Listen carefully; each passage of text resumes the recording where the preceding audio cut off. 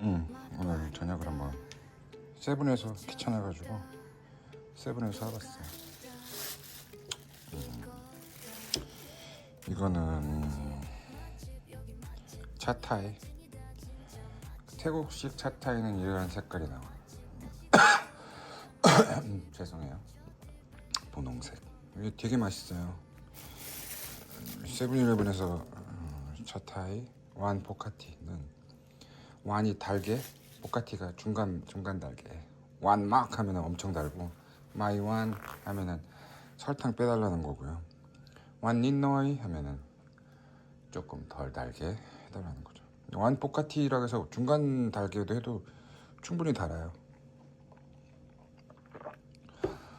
달짝지근하니 맛이요. 요거는 포장지를 이미 뜯었는데 스티키 라이스하고 무핀 돼지고기 고기. 요거는 처음 사봤는데 요 안에 계란이랑 뭐 이렇게 있는 것 같아서 맛있어 보여서 샀어. 이거는 여기 보면 뭔가 소스 하나하고 마늘 프레이크가 들어가 있거든. 나도 이거는 맛이 되게 궁금해. 이게 뭐야? 계란 튀김 같은 건가? 맞네. 계란이네. 이걸가 뒤집혀 있는 거 보니까 뒤집은 상태로 일단 소스를 한번 넣어볼까? 소스로 이렇게 적셔주고 약간 이렇게 쫀득쫀득한 국물 같은데 다 넣어보자. 그리고 여기에 마늘 프레이크를 뿌려보는 거야. 이렇게. 냄새 좋은데? 마늘 프레이크 뿌리니까. 그 도시락은 우리나라 도시락이 편의점 도시락들이 되게 잘 나오는 편인데 태국도 만만치 않아요. 근데 우리나라는 도시락 하나에 뭐 반찬이 여러 개가 담겨 있는데 태국은 도시락 이런 걸 사가지고 이렇게 2개, 3개 이렇게 해서 먹으면 되게 든든할 것 같죠. 일단은 이거는 되게 잘 아는 맛이긴 한데 나는 이렇게 스티키 라이스를 우리나라 찰밥이라고 보시면 돼요. 그 태국 밥이 약간 좀 그 날리는 밥 맛이라고 해야 되나? 이건 찰밥이라서 이렇게 같이 먹으면 돼요. 이건 뭐 얘는 거의 실패가 없어요. 뭐라고 해야 되지? 돼지갈비 맛이 나거든요. 맛있어. 짭조름하니 이러니 살이 안 쪄. 이렇게 짭조름한 거에 찰밥에 단짠 조합이니까 이건 뭐 맛이 없을 수가 없지. 어쩌면 대망의 계란 마늘 프레이크가 들어간 계란 튀김이라고 해야 되나? 이렇게 해서 이렇게 끈적. 노른자 빠졌다. 이런 비주얼인데 먹어볼게. 노른자 일단 맛을 볼까?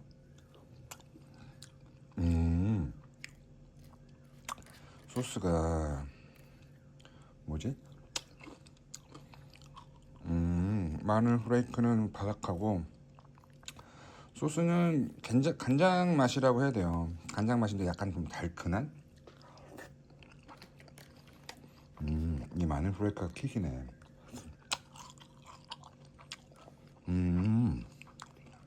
약간의 새콤함과 짭조름한데 달콤해. 맛있네. 일단은 계란이 반숙이에요. 그래서 노른자가 뻑뻑하지가 않아. 이렇게 해서 가격이 얼마냐면 찻타이가 45밭, 나머지가 56밭이에요. 2개가.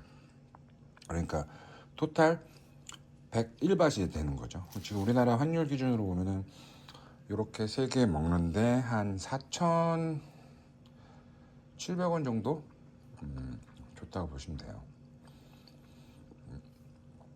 생각을 해보면 우리나라 카페 같은 데 가서 커피 하나 시키고 먹을 만한 이런 거 2개 시키면 얼마가 나올까? 대충. 그냥 한 2,000원에서 15,000원 사이 나오지 않을까? 근데 여기서는 한 5,000원도 안 되는 가격에 이렇게 먹을 수 있으니까 더 싼 것도 많아요. 그러니까 사실은 세븐일레븐이 아닌 로컬 식당에서 밥을 먹으면 보통 한 60밭에서 70밭 정도 먹거든요. 거기서 음료수 하나 먹어도 90밭 정도에서 요즘 밥을 먹어요. 그러니까 한 4,200원 정도면은 한 끼 식사를 먹을 수가 있는 게 태국이죠.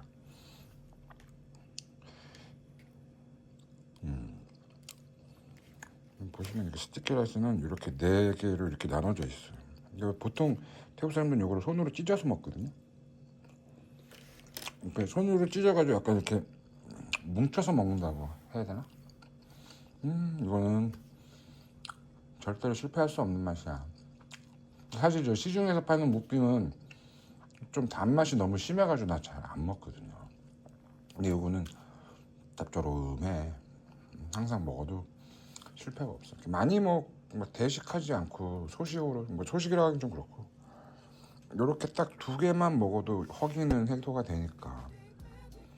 근데 오늘은 세븐일레븐 메뉴 중에 하나를 보여드려 봤고요. 다음에 또 다른 세븐일레븐 메뉴를 한번 또 소개시켜 드려 볼게요.